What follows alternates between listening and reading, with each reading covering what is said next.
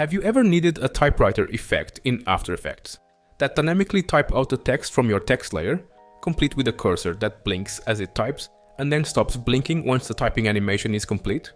If your answer is yes, well, you are in the right place. This expression does precisely that. It will animate the typing of your text within your composition. With the variable blink speed, you can define how fast you want the cursor to blink. It is pretty straightforward. I use this expression quite often and I find it very useful. And that's it. I hope this helps. Remember to play around with the type speed and blink speed to get the perfect effect for your project. And that's it. Thank you so much for watching. Have a great day, a great life, and I will see you in the next one. Cheers. Bye bye.